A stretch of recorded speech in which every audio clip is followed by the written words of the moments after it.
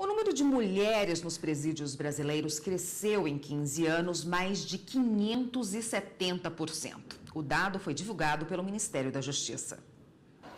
Segundo o Levantamento Nacional de Informações Penitenciárias do Ministério da Justiça, até 2014, o Brasil tinha 37.380 mulheres encarceradas. Isso deixa o país em 5º lugar no ranking mundial como a maior população prisional feminina, atrás apenas dos Estados Unidos, China, Rússia e Tailândia. Em 15 anos, o número de mulheres presas teve um aumento preocupante, 567%.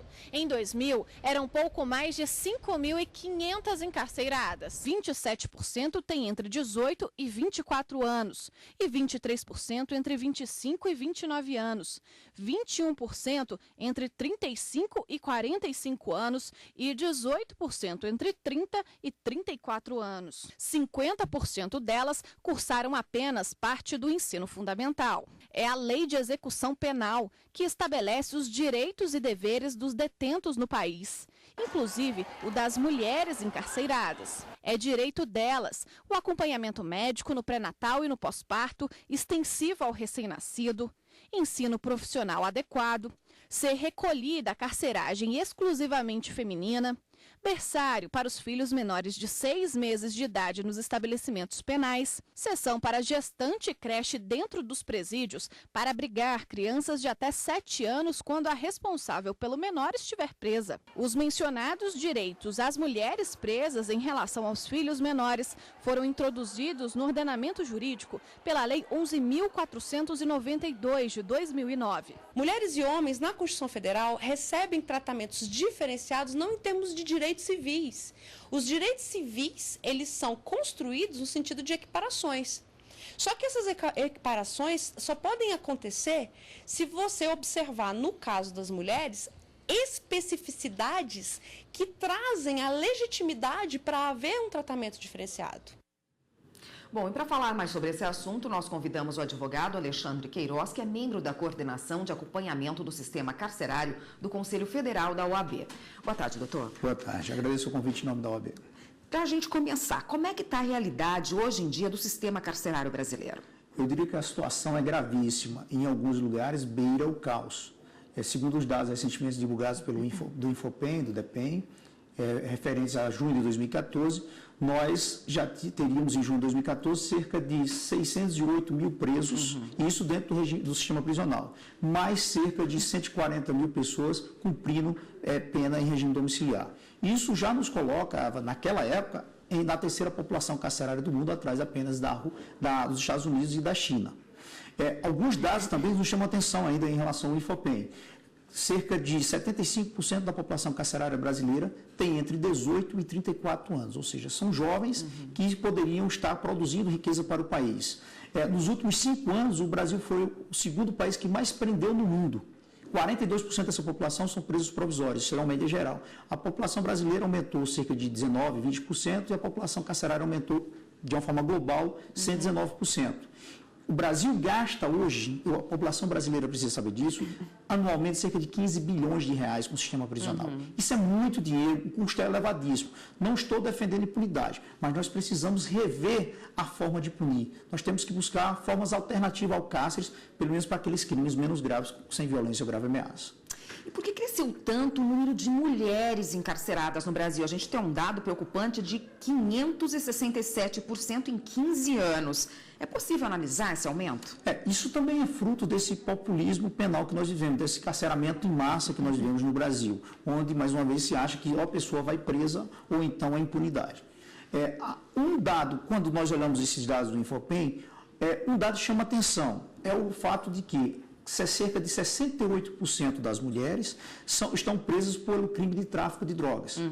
Isso já mostra que são crimes sem violência ou grave ameaça, mas isso pode nos levar aqui a uma certa conclusão, uma conclusão em relação a quê? Primeiro, pode ser por a questão do consumo, porque nós sabemos que a questão da droga, o consumo aumentou muito recentemente em nosso país. Então, muitas vezes podem estar partindo para a questão do tráfico para manter o consumo. Um outro dado também que nós sabemos que é uma realidade dentro do sistema prisional é que muitas mulheres acabam sendo presas quando vão levar para o companheiro a droga dentro do sistema prisional. ou dentro do sistema prisional, ou às vezes servem também como mulas para viajar, porque a mulher geralmente é vista como uma pessoa que geralmente olha mais para o homem como aquele criminoso do que menos para a mulher. E um outro dado também que se pode concluir que seja porque desses números, é também porque, segundo os dados do IBGE, boa parte das famílias brasileiras hoje em dia são mantidas pela mulher. Então, as mulheres também, a mulher, às vezes, uma dificuldade financeira, pode ir para o mundo do crime e acaba que um crime mais fácil é o tráfico de drogas e usar o tráfico de drogas para conseguir recursos para manter a sua família. No encarceramento, a mulher tem algum benefício diferente em relação ao encarcerado do sexo masculino? Como a gente viu a advogada falando na reportagem da Evne, os direitos civis são iguais, mas tem algum benefício que diferencia a mulher do homem? Em primeiro lugar, é importante destacar que a pessoa presa, ela não perde todos os direitos, não perde a condição de ser humano. Basicamente, é o direito de liberdade, que ela fica cerceada, e alguns outros direitos decorrentes da sentença penal condenatória, se transitou em julgado, perde também os direitos políticos e outros decorrentes da própria sentença. Mas, em regra, mantém todos os outros. A mulher, especificamente em relação à mulher, nós podemos citar, primeiro, a segurança interna das unidades prisionais, segundo a lei, deve ser feita por policiais, por guardas, por agentes femininos.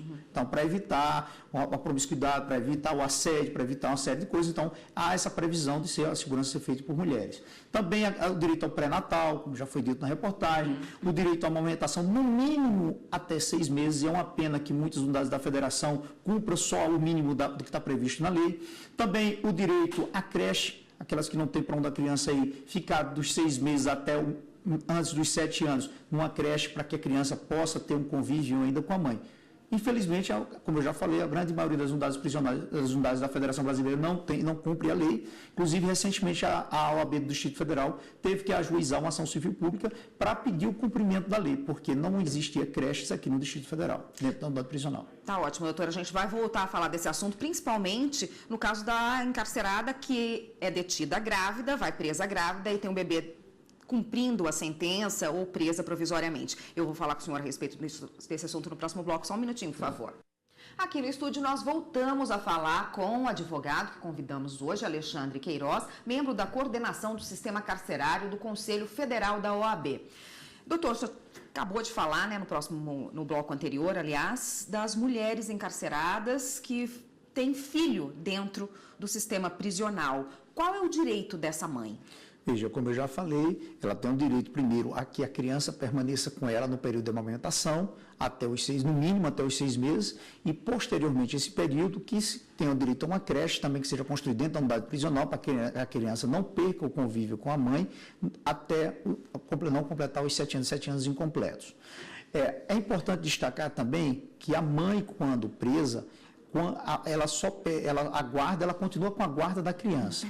Só quando tem a sentença penal condenatória transitada em julgado é que essa guarda fica suspensa e ela volta a ter a guarda da criança após o cumprimento da pena.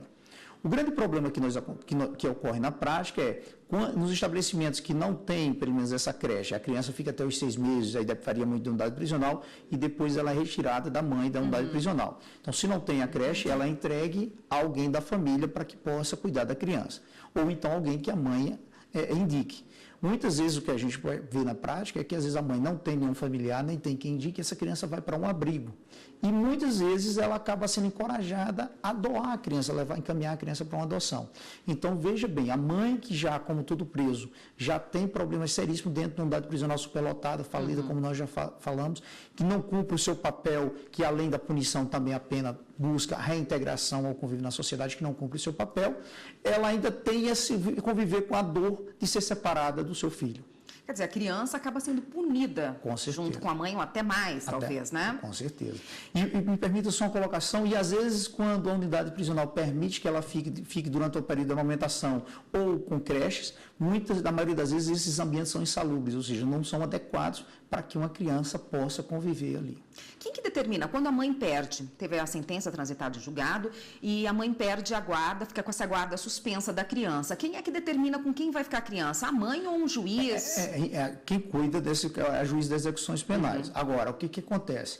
Quando transitou em julgado, como eu falei, fica suspenso. Então, a mãe pode escolher, eu quero que minha criança, minha filha, meu filho, vá para fulano de tal, tem minha mãe, tem meu tio, tem meu marido, tem alguém que possa ficar. Ou então tem um vizinho que vai poder tomar conta. Porque geralmente o juiz procura ouvir o que é que a mãe, para onde a mãe quer encaminhar. Se o juiz verificar que a pessoa que ela está querendo não tem condições de ficar com aquela criança, ou então ela não tem que indicar, aí o juiz vai procurar um abrigo ou outro estabelecimento parecido que possa colocar essa criança. É importante destacar também que, embora, como eu já falei, que em regra, com a sentença penal transitada em julgado, fica suspensa a guarda, pode acontecer dela perder a guarda, mas é necessário que venha na sentença penal condenatória determinando a perda da guarda, e geralmente isso acontece quando o crime é praticado um crime doloso contra a própria criança. Doutor, para a gente encerrar, pelo que o senhor disse, é uma série de direitos da detenta que estão sendo cerceados. Se alguém se sentir ofendida, não tiver o direito previsto na lei, quem é responsabilizado e como ela faz para responsabilizar?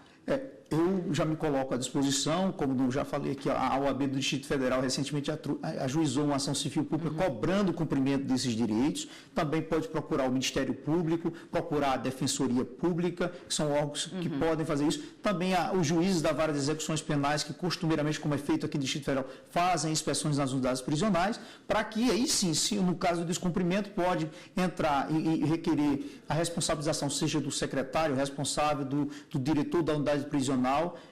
Nós temos que buscar na estrutura quem seriam os responsáveis por aquele descumprimento da lei. Tá ótimo, doutor. Obrigada pela participação e pelos esclarecimentos. Até uma próxima. Obrigado.